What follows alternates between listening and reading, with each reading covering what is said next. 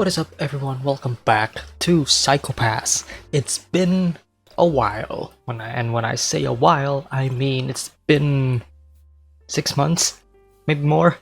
I apologize because it's kind of been like this one show that I've been excited to watch, and then I decided to not continue watching it for a bit because I was kind of holding back. I was busy with other stuff, and I just kind of neglected. So I do apologize, but I do enjoy the show a lot.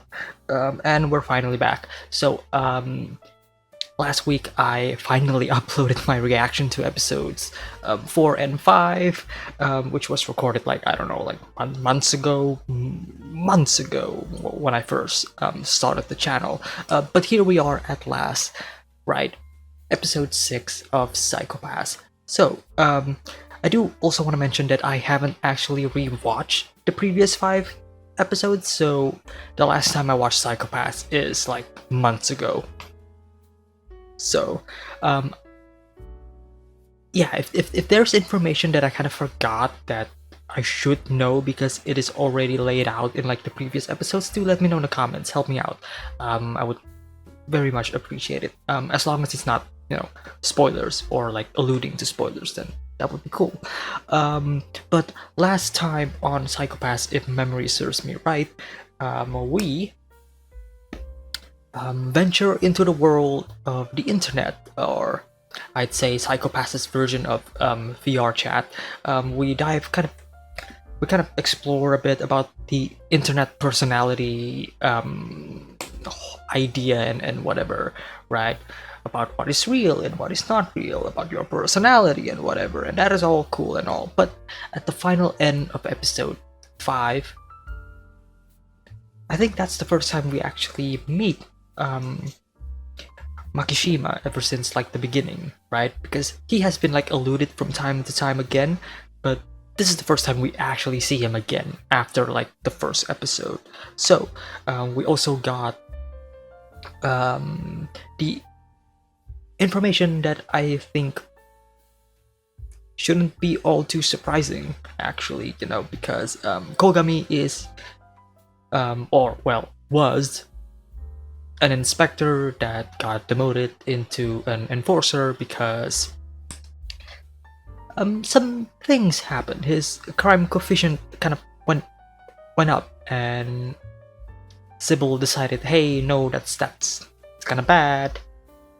So I'm sorry, but you're gonna have to be an enforcer now, and it is what it is. But I do want to know why. What made him that way? Why did he choose to continue on with his mission and not, jeopardize his whole career, right? What's so important about it?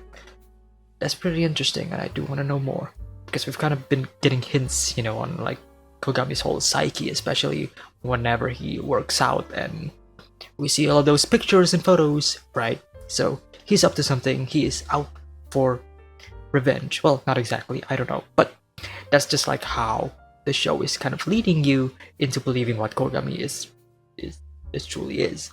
I don't know what I said there, but anyways, I think that's all for my intro for episode 6. Hope you guys enjoyed my reaction and my discussion as well. Of course, if you do want to watch the full unedited version, links are in the description below. Plus, if you do want to watch the next episode, early access is available on Patreon. So if you want to support me and the channel, keep things up, keep things going, and if you do want to watch the next episode, you can do so by going to the Patreon. Links are always in the description. And as always, if you do enjoy my reaction, hit like and subscribe. Share the video if you want. And with that being said, let us continue, finally, after months of holding back, with Psychopaths Season 1, Episode 6.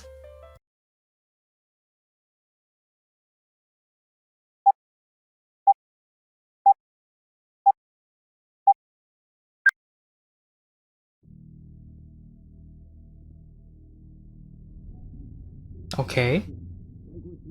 Flashback? Kogami?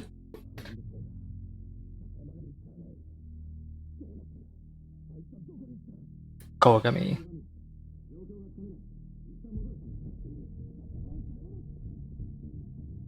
Bring Sasayama back.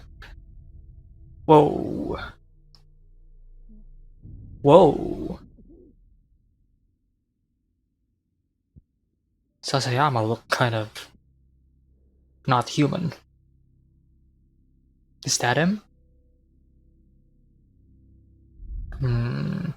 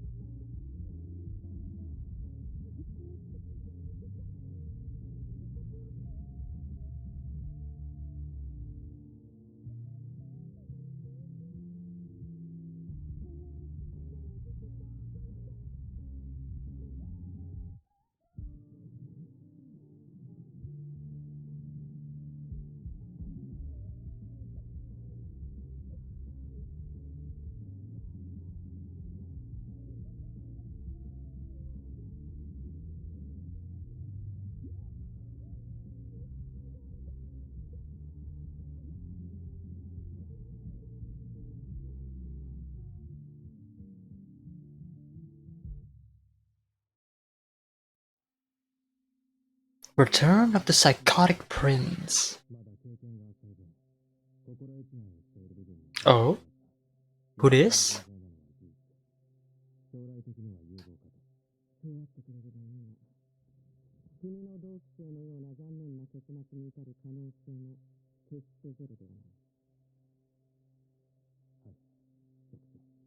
The same partner. Talking about Kogami.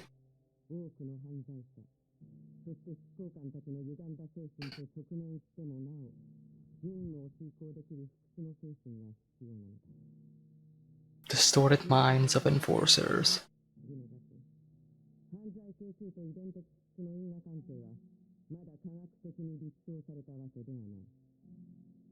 Hmm.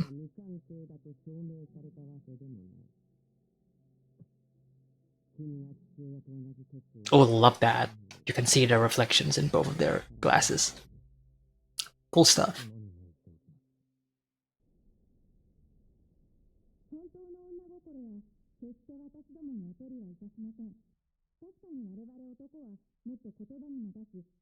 We're in a school.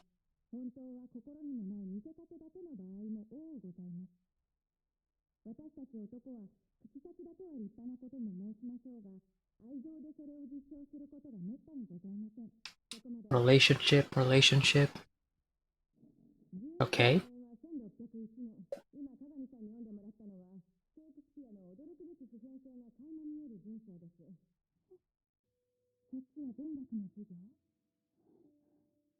Oh.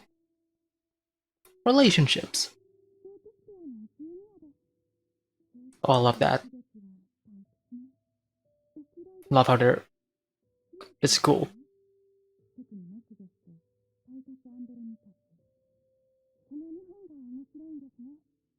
Do you now?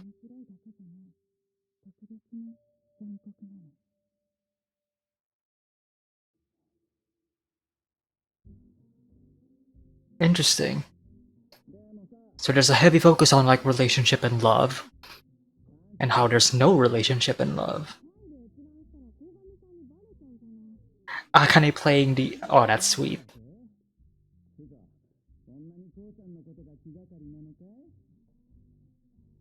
Showing her playful attitude, right? Her playful personality. What? Yeah. Ever been in love? Okay, so this episode is about love.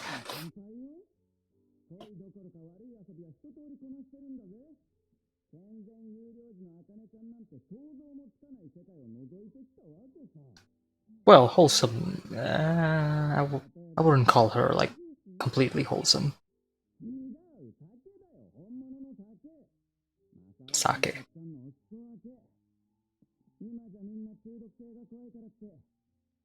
Because of the crime coefficient, right?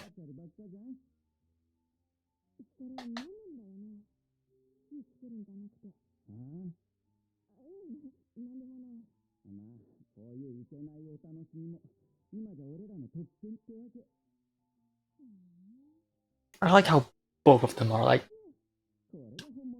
ever since they met, they like to have these sorts of like conversations, especially, you know, when they're actually eating.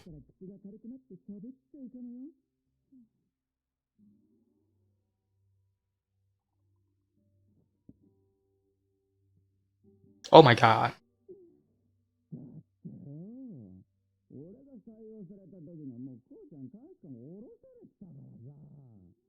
Okay. So he knows, but don't know the details of it.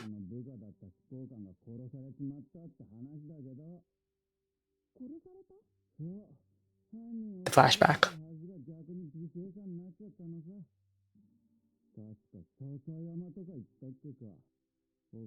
Going after one and then became the victim.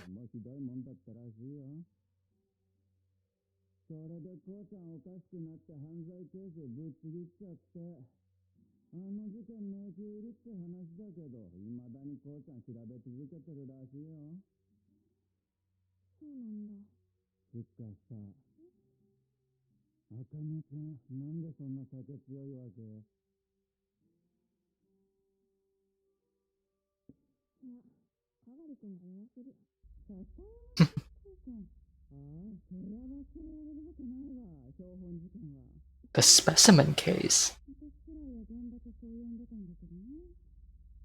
Do tell.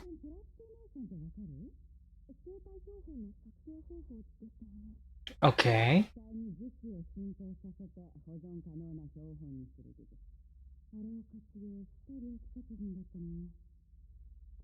Ah.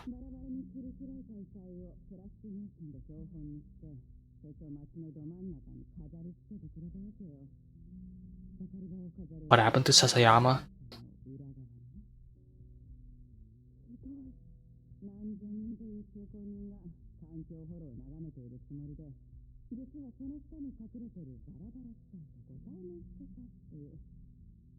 So we're talking about dismemberment,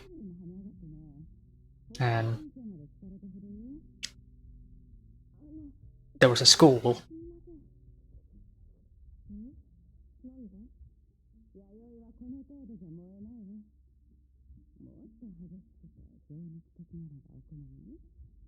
Yeah, yo, yeah, yo.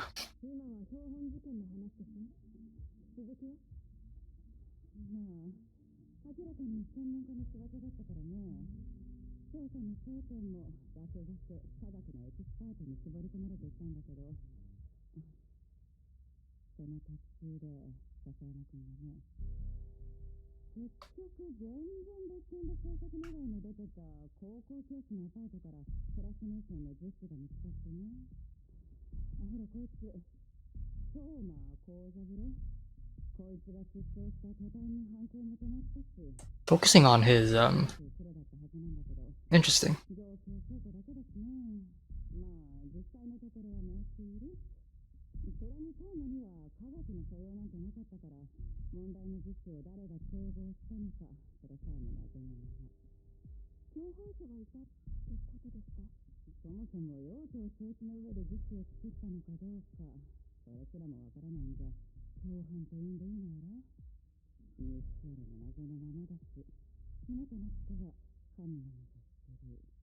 God only knows.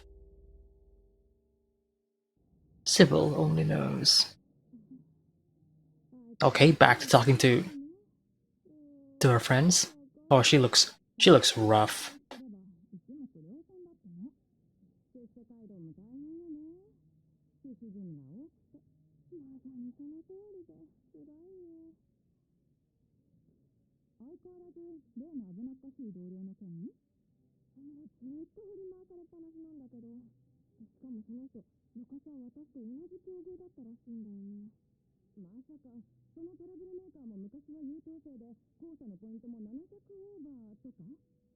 Yeah, kind of.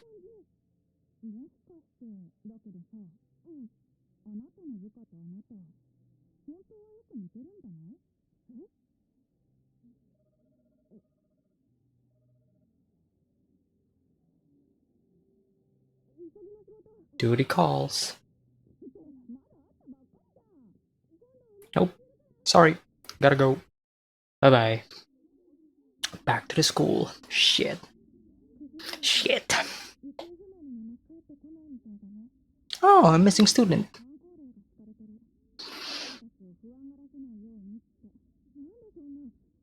And this is an all-girls school?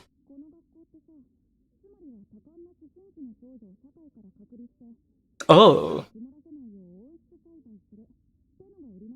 That is wrong.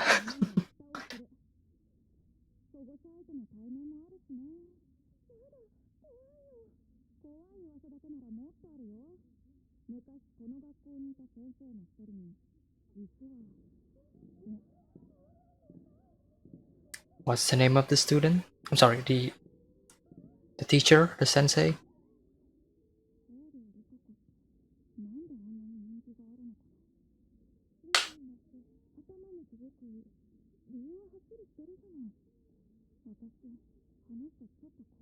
All of the qualities.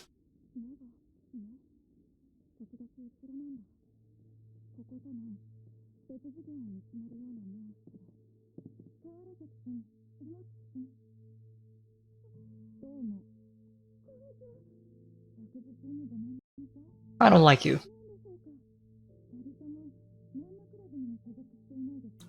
You seem off.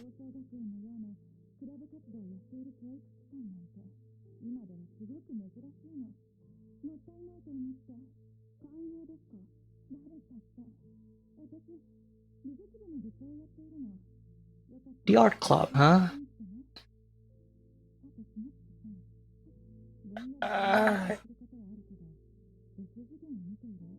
Oh, you guys have no idea. I have like chills all over my spine.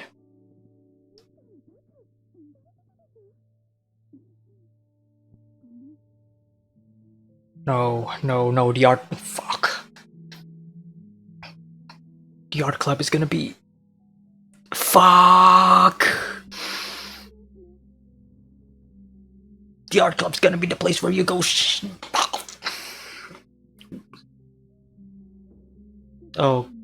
Oh, girl. No.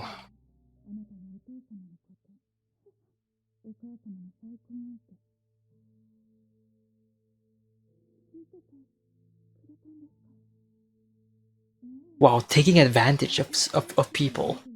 Yeah, I'm here for you. Come to me. Then I'm gonna kill you and butcher you and make you like art. Fuck.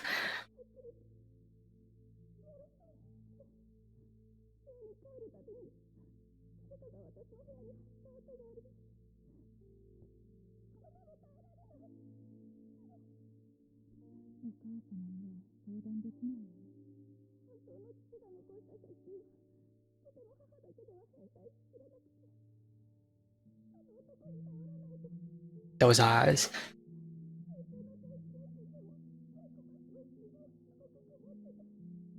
She has her prey. She's looking at her body. Fuck. She's... Oh, fuck. Fuck me. So I'm gonna end your life? Is that it? Very manipulative. Yeah, true. Yeah, kind of. Yes.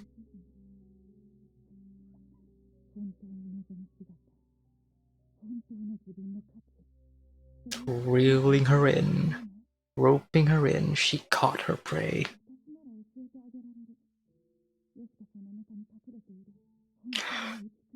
No, no, no, no, no, no, no. No thanks. No thanks. I like my innards be in my innards, please. I don't need my innards to be shown. They're cool.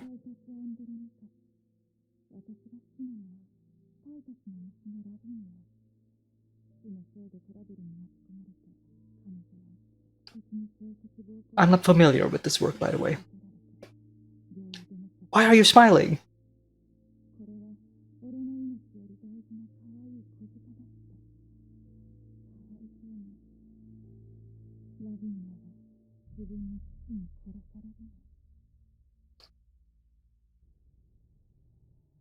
Oh, she did. Oh, we're meeting him again. Cool. I'm glad that we're not, like, ignoring him, you know, after his whole ordeal with like in the factory and whatever. Plus, I do still feel like his manager is like very sus.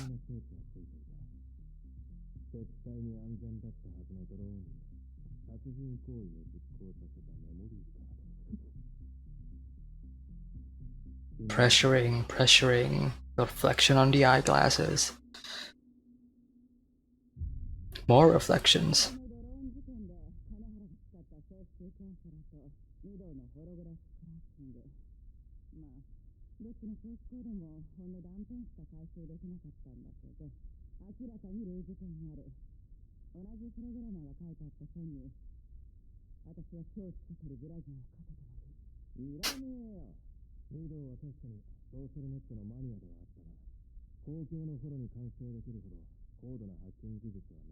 Makishima?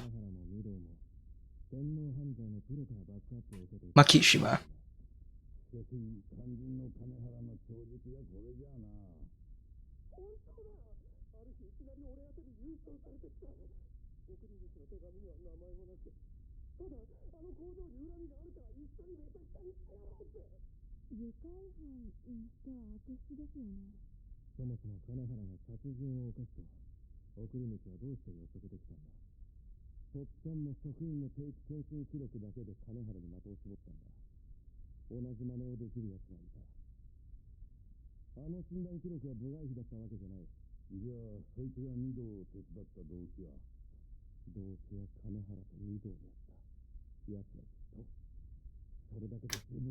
Him.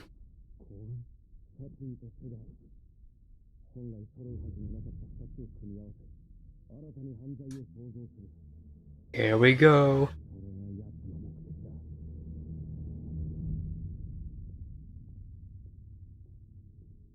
There's another his name. I guess most people know who he's referring to.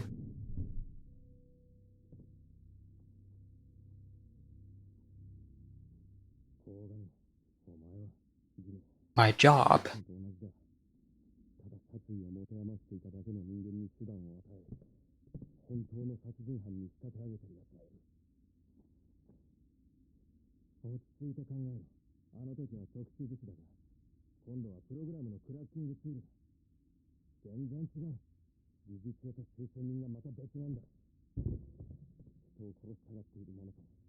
Obsession.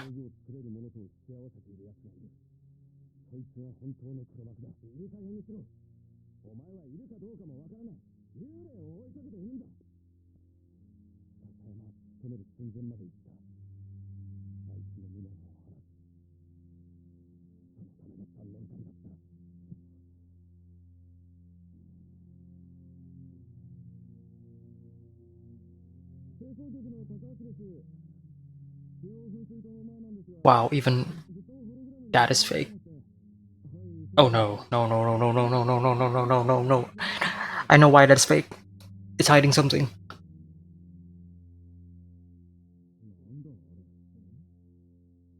It's the body, isn't it?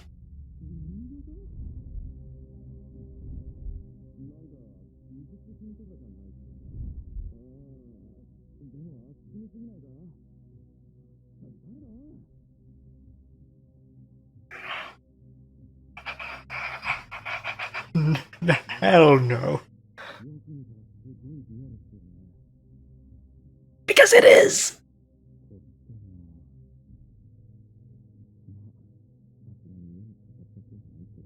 Bro, you sick fuck. Yeah, sure. Yeah, draw that strip on her neck, yeah. Fucking Makishima. Pulling the strings.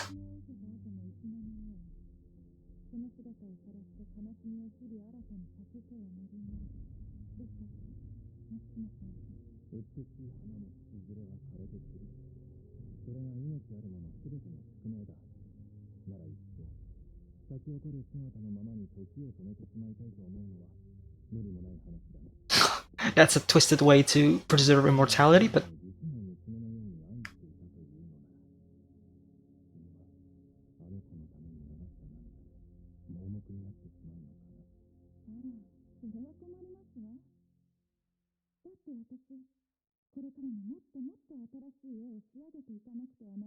more victims, more victims.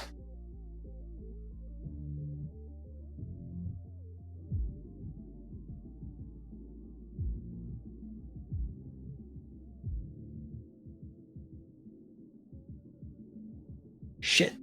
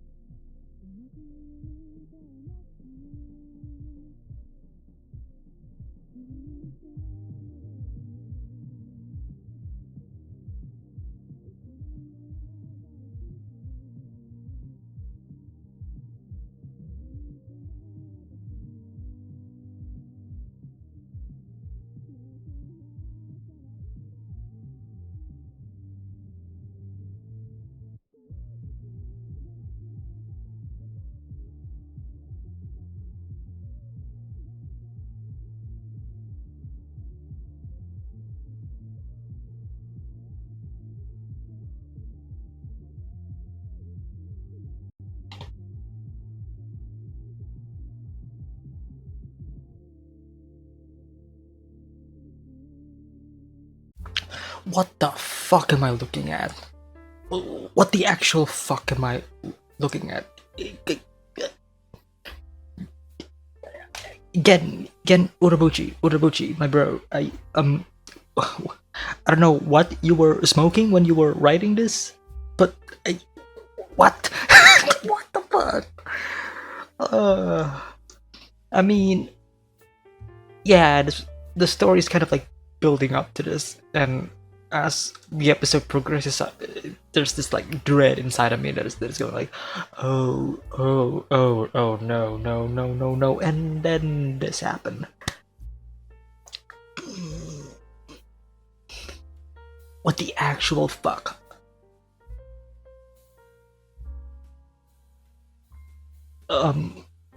Okay, so let's dissect this, shall we?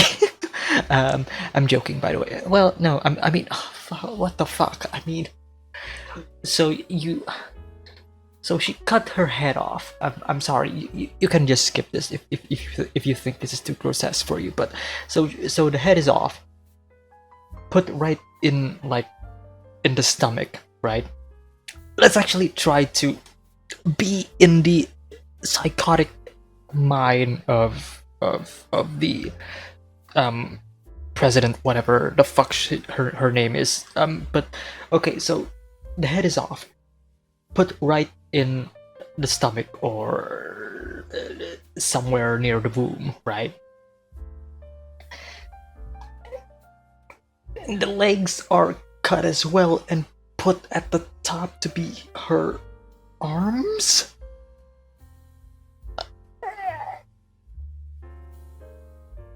And then if that is her legs in the position of her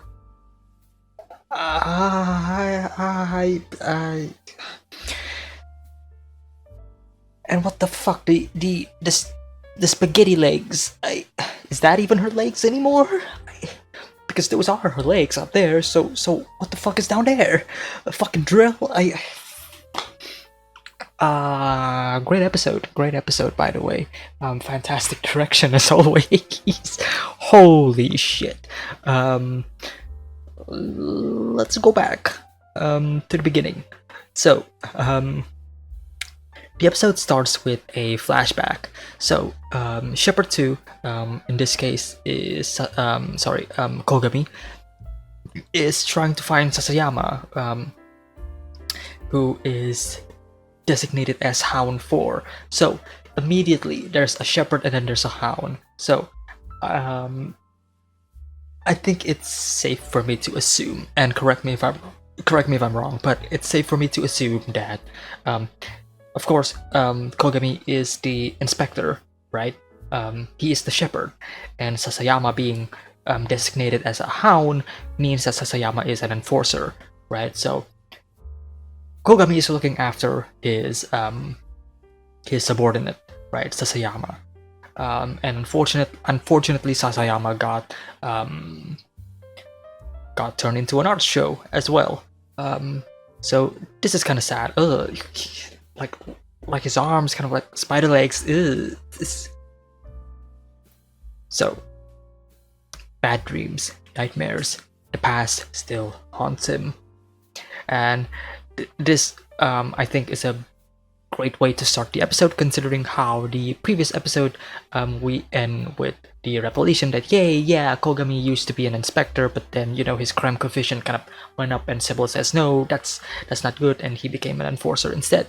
So it's a good way to segue between that moment and this moment. So haunted by the past, and that I would assume is obviously gonna be Sasayama, because why else would they show this? So it seems like he has like this really close relation with Sasayama, right? Would almost even consider him to be a friend, right? And if Sasayama is a Hound and an enforcer, and Kogami at this time definitely is an inspector, kind of shows like the relation between the two and how Kogami sees enforcers, right? Very different from how Ginoza sees it. Like Ginoza mentions this time and time again to Akane, right? Hey, don't get too attached. They're just enforcers. They're just dogs. They're your subordinates. You are the shepherd. They respond to you, and you command them, you give them orders. That's pretty much it. That's the end of your relation with these enforcers. Nothing else. Done. Right? And obviously for Akane, that is not the case, right? She definitely cares for these enforcers, and I kind of feel like Kogami also feels that way, and that's also like a good, I'd say, background for Kogami to be where he is right now, because now being an enforcer instead of the inspector kind of gives you like a better understanding of how how Kogami would in this scenario treat his fellow enforcers, right? I mean, we don't really see it all that often throughout the show. I mean, yeah, they work together, but we never really truly see them interact, right?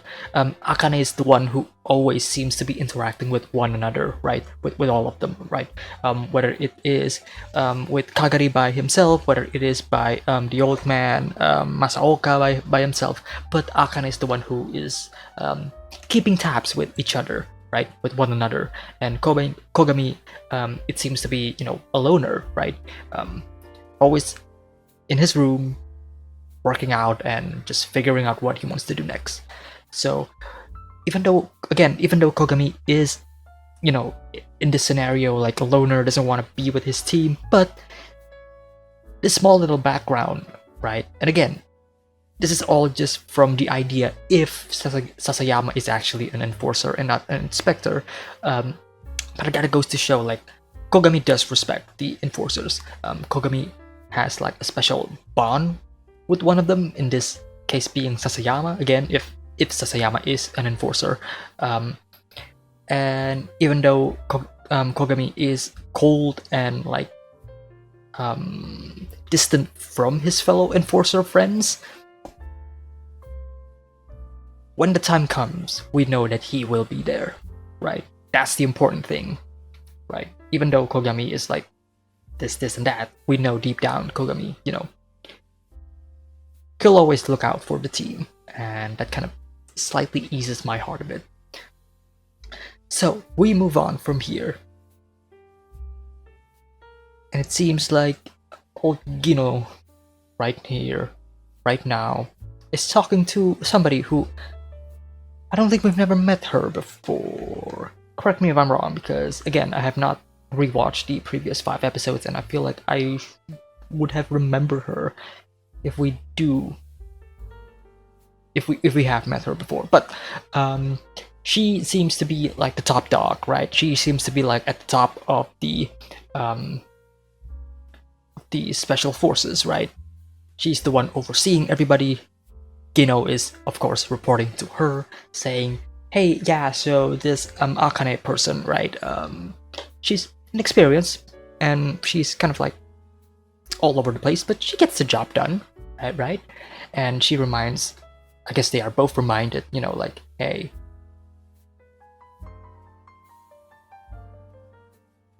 what's the proper word that she was using here?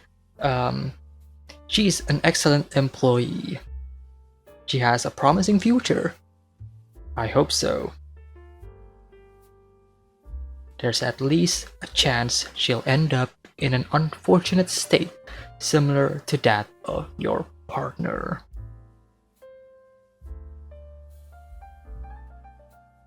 So I was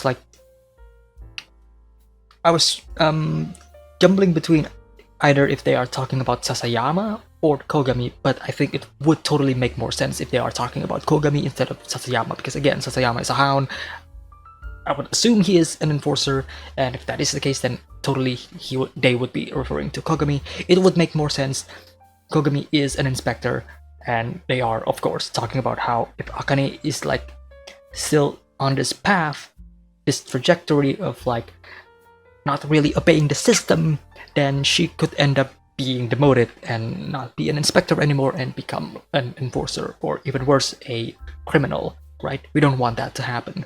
So it is clear, I mean, this is pretty obvious, right? The real enemy is the system, right? That's pretty much obvious. In these sorts of scenarios, these sorts of like stories, and I feel like I've already talked about this in like the first episode or two, but the twist is always that the system is the one that is wrong. The system is corrupt, right? And in this case, the Sybil system, this artificial intelligence that determines who is bad and who is good. Yeah, it's flawed. It's a flawed system. And it is this flawed system, these flawed sets of rules, that is going to hold back most of our characters, including Akane. I don't think Akane is the type of person who would, I'd say, obey the system. She's not somebody who will go with the flow of societal norm, right? Because again, in the first episode, she was kind of like determined to be like something else, but she decided, no, I want to be a police enforcer instead. I want to be an inspector, going against what is pretty much being predetermined to her by the civil system. But she's like, no, I'm good. I want to be, I want to work with the police instead. So already she is defying the system, right? And if the system is flawed like this, well then, yeah, I would not be surprised if later down the line she will have no choice but to disobey the system and go rogue, right? The same path that apparently Kogami took, whatever happened to the past, right? Obviously his crime coefficient went up and he decided, you know what, screw it, fuck it, I don't want to deal with this shit. My goal is right in front of me. I have no time for you, Sybil. I'm gonna do what I have to do, right? And speaking of going against the flow and the system, I'm gonna skip ahead to the end. because I want to talk about Makishima. Just for a bit. It would not surprise me at all if Makishima is that person, right? The protagonist of his own story, right? The complete parallel to Kogami. You know, the whole trope of we're one side of the same coin, right? Makishima is definitely somebody who does not enjoy the system at all.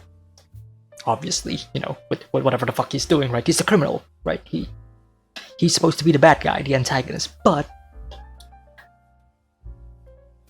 judging by the fact that he is smart, at least that's how his character so far is kind of presenting himself to me. Like, the way the show is telling me who Makishima is right now, even if it is only like a few instances, but we know that he is the one pulling the strings. So I know for a fact that he is smart.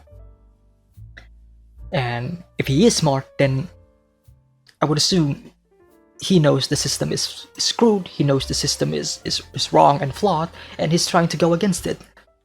So in a twisted situation, in a twisted perspective, Makishima is in the right. Not saying that his actions are justified, because no, not at all. He kills people. He needs to be punished. But in terms of like going against this flawed system, this flawed society, right? A society that is governing people, telling them what to do, giving them rules, not giving them any individuality, telling them this is wrong, this is wrong, this is wrong. Nope, you can't do that. Lost all forms of creative decisions, right?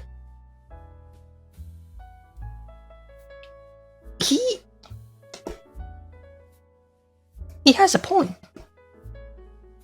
And the show hasn't even told me the point, but I already know. I think Makishima has a point.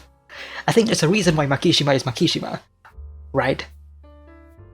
Makishima is what happens when you actually go against the flow and the when you go against the system and actually knowing how the system works. He is basically going around loopholes after loopholes, trying to get away from everybody, trying to reach these certain blind spots that the system could not detect, because he knows how the system works, because he has studied it, and because he knows how flawed and wrong it is. Or I could be just talking out of my ass because I have no idea what I'm saying. We have not seen anything concerning about Makishima until like these past 2 episodes and like in the beginning of the show. That's all I know about Makishima, and I already know what Makishima is as a character. Maybe I'm wrong. Maybe I'm just already reading too deep into it, but I'm just saying that's how I feel about him as a character.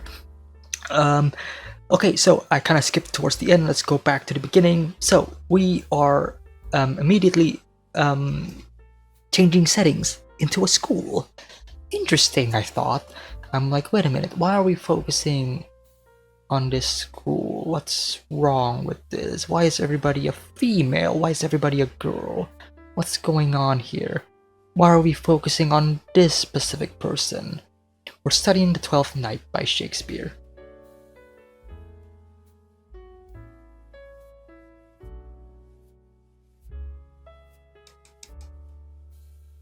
Oryo Rikako right there, right in the bottom.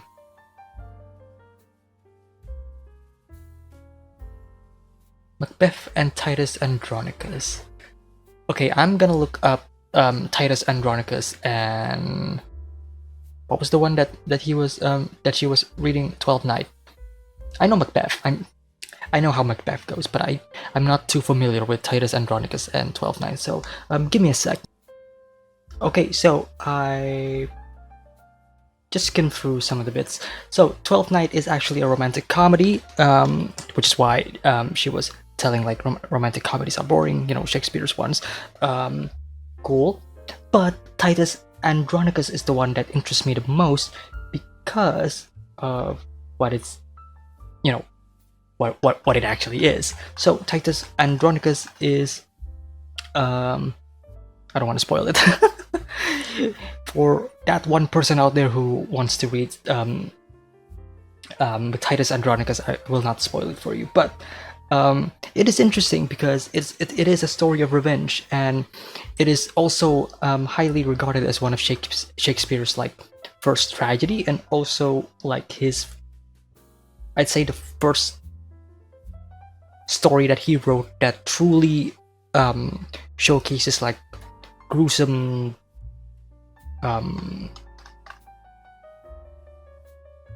what's the word I'm looking for?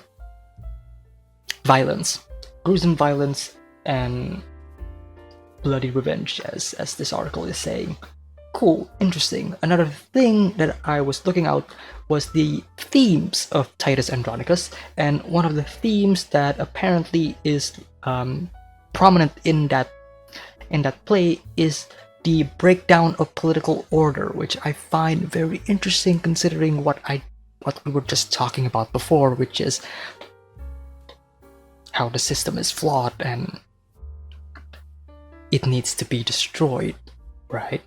Not saying that Sybil will actually be destroyed by the end of this series, but the breakdown of political order is basically, the idea of, hey, yeah, the system that we have right now is kind of fucked up, so we need to change it. A new order needs to be in play, and I feel like that is exactly where Makishima as a character stands. He sees the Sybil system, realizes that, hey, yeah, this is wrong, so I'm gonna change it. But I'm not gonna do it by myself. No, heavens, no. I'm gonna have my pawns, my little minions will be the one who will change the world, right? So, interesting.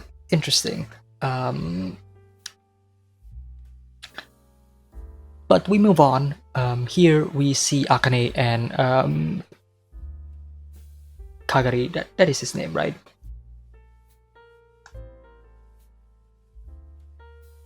So we see Akane and Kagari basically talking while they're eating, and this is a callback to like the first time they actually meet, which was in episode 2. I think Akane was the one who was eating alone, and then Kagari comes in, right? And the two talk about, stuff about, the police and whatever, and this is when Akane opened up about, hey, yeah, I was supposed to be doing this, but then I decided, no, I want to go to the police instead, and whatever. So it's fun to see Akane and Kagari actually, bonding and talking with each other, and just having fun.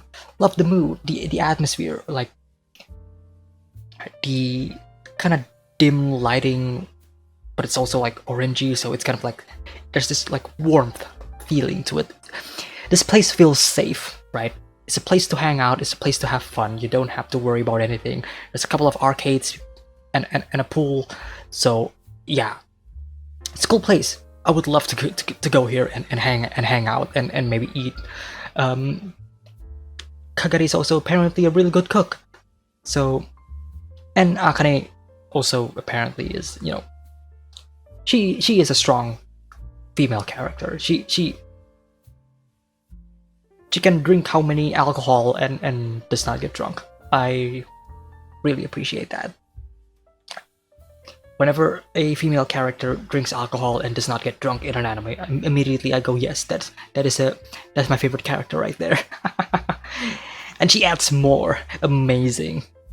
But this is all a ploy from Akane just to learn more about Kogami, right? What better way to learn more about somebody by asking other people, right? Because sometimes other people know somebody better than the actual person, right? Sometimes sometimes you yourself are hesitant to talk about, your negatives and whatever, and you want to blow things out of the water. So when you ask somebody their opinions on somebody else, sometimes it would actually paint a better picture of who that person is than the actual person himself. Not saying that is true, I'm just saying most of the time that is the case. So this is why Akane is jumping back and forth between the people saying, hey, do you know about Kogami and whatever the fuck happened to him in the past? Any idea on that? Asking Shion Karanomori and Yayoi-san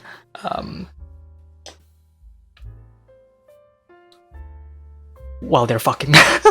I'm joking. But that's how I assume this whole situation comes in. I'm imagining Akane walks into the room and these two are like kissing, and then they had to stop. So hey, but Shion, or which way would you guys like me to call her name? Shion or Karanomori? I'll just call her Shion for now because it's faster for me to say Shion than Karanomori. But Shion actually knows about the Sasayama incident, right? But doesn't know much about it. Confidential, right? So, more talking. I mentioned this before, like why are they focusing on this? Interesting.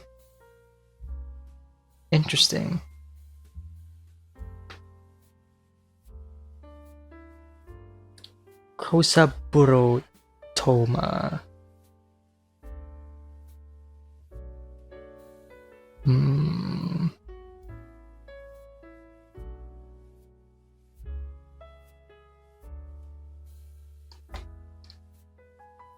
God only knows.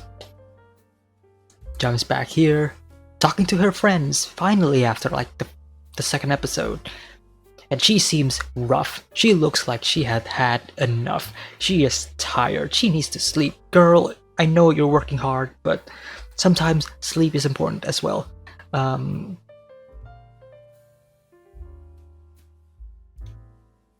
Talking about stuff, and then they talk about Kogami. Why are you so interested in Kogami? Why are you so fixated about him? Kogami reminds me a lot about you. Are you and him? And this kind of goes back to like the theme of the episode, which is love, connection, affection, right? Love and affection, and how twisted that love is, right? I mean, the episode starts with like Kogami showing that he does care for Sasayama, and then the episode continues with Gino talking to that lady in the beginning and saying that, hey, you don't want Akane to end up like your former partner, right? So it's subtle, but it's also showing that we care, we slightly care about you, Akane. Don't be a criminal, please, right? And then with the Shakespeare stuff, I think that's pretty obvious, right? Love, affection. I mean that's Shakespeare 101. But it's also a tragedy, right? It's love, but it's also a tragedy. Akane again showing affection with all of his teammates, asking them and hanging out with them one by one, and then here also talking to her friends, and then their friends telling Akane, "Are you sure you're not, have feelings for this dude that you just met for like 5 episodes ago?"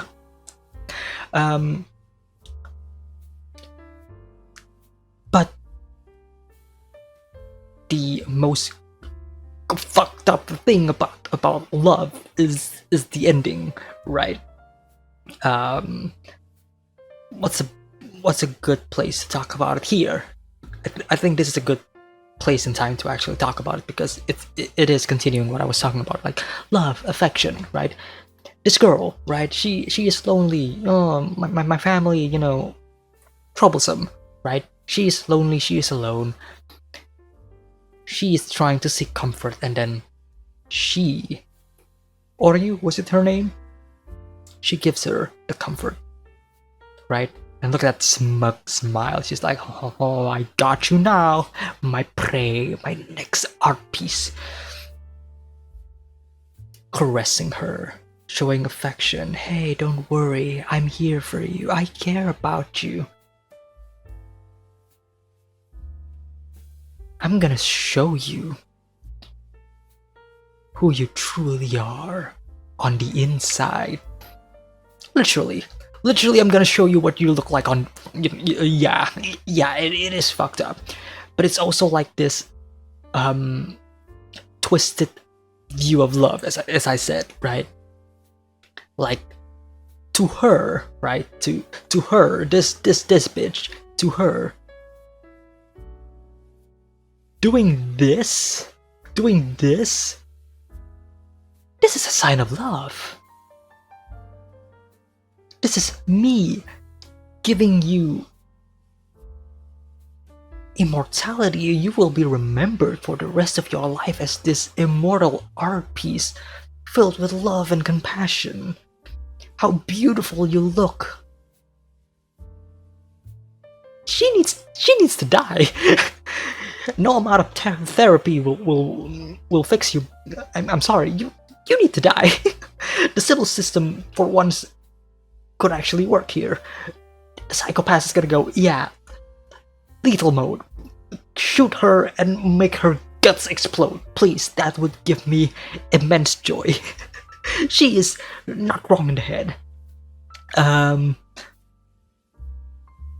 the way she manipulates everybody, I hate it. I hate it when characters like have this fake persona on the outside, going like, "Hey, yeah, come to me, yeah, I'm gonna help you out. Don't worry, I'll be here for you. I'll protect you.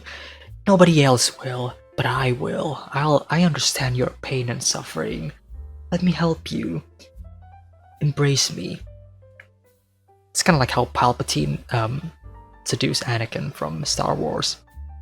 Spoilers. But yeah, it is fucked up. It's crazy, and the way it happened was chills down my spine. Also, just like a quick bit, but I do appreciate and I do love the fact that cases from the previous episodes are brought back. We caught him before in episode 3, right? He was working on those drones and whatever. I still firmly believe that the boss, the manager, whatever that person was in that episode, the one who was like supervising them, he's kind of sus. He is 100% hiding something, right? 100%. And this person is a victim. He became this way because he is a victim, and that's like the cruel part of it. But I do enjoy that they are focusing a bit more on cases from the past, so it's not like a one and done deal. No, things that happened before will come back later in the future, and I'm really excited for this. And also the reflections on. They show a lot of reflections in this episode, specifically like through the eyes and through the lenses of the glass of their glasses, right? I think they showed it right here in the beginning. Yeah, here you can see Gino's reflection here, and then you see her reflection somewhere around here as well, right? Lots and lots of reflections. Was there any reflections here? No. Were there any reflections here? No. Were there any reflections here? I think there was, right? Maybe I'm misremembering. But the other shots of reflections that is also prominent is actually right at the end, when the people right here, when we show the reflection of the other people through her eyes. It's kind of fucked up. And the reason why I talked a bit about the reflection is actually about the idea of reflection showing who a person truly is, right? Sometimes, you as a person, you can't see yourself. You can't see your face actually, unless you actually have a mirror, or a camera. You need to see your reflection to see who you truly are, right? And that's kind of like the idea. There's like a whole theory of reflection. There's like this whole philosophical theory and idea, which I don't want to talk about because I don't remember much of it, but it is there. It is there.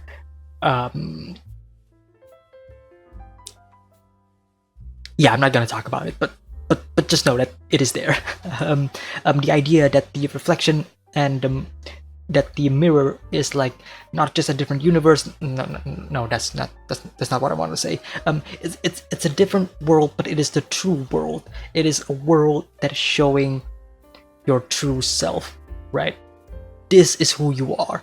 That's why whenever you see in movies and whatever, when a character looks at a mirror and then perhaps the mirror starts to act differently and become something else, that's usually an indication of that is who that person truly is on the inside, right? And because we're talking about people having their innards being sprung all over the place to show who their true selves is, I think it's pretty deliberate on why they are showing these sorts of scenes and shots. And speaking of that, Kogami realizes this. He realizes that, no, this is the work of somebody that I know. This is the work of him. He is behind all of this. He doesn't say it, but we know who he is talking about. He is definitely talking about Makishima here. That's a given. That's pretty obvious, right? Kinosa, of course, barges in and saying, "Hey, what the fuck are you doing? I thought you are behind this. I thought we let this go. This is over. Let the past die. Move on," right? But Kogami, no. He insists, no, there's still some shit that is going on, and we don't know what happened. We don't know what truly happened in the past, right? We don't know what truly happened. That is still a blank for us. So we don't know how exactly and the exact circumstance on how Kogami got demoted. But it is definitely something that has always been like creeping up on him, right? Something that is still in his mind, still giving him nightmares. He wants this to end, right? And this leads to the final scene of the episode, which again, what the fuck? Gen Urabuchi, what? What are you smoking, man? It's pretty cool, not gonna lie, but it is grotesque and it is disturbing. I will have nightmares. And this is a beautiful painting. This is a beautiful sketch. Too sad that this sketch is an indication that murder. And Makishima is right there, pulling the strings. Makishima is basically the anti-Sybil. Hey, you wanna commit crime? Let me teach you how and not get caught. You wanna commit crime but not have your like psychopath crime coefficient whatever go up and be detected? Let me show you how.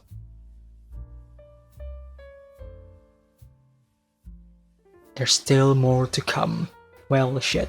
At least now we are preoccupied with, I guess, a new case, right? So, previous sets of episodes, we venture into the world of the internet. Now we're dealing with mutilated art. That's pretty much it for my discussion for episode 6. If you do enjoy my reaction, again, hit the like and subscribe. Thank you all so much if you have actually watched the entire video and reach up to this point. It really means a lot if, people just don't... I mean, I know like 90% of you would just immediately click off after you finish watching the reaction, but for the 10% of you who are still here listening to my discussions, thank you so much. Next episode, again, I mentioned this in the beginning of the video, but if you want to watch the next episode, you can do that. The early access for the next episode is available over at the Patreon. And as always, if you want to watch the full uncut, unedited version, it's also in the description below. So that's pretty much it for my reaction to episode 6. If you do enjoy my reaction, hit a like, subscribe, share the video if you want, and I will see you all next time. Take care, guys.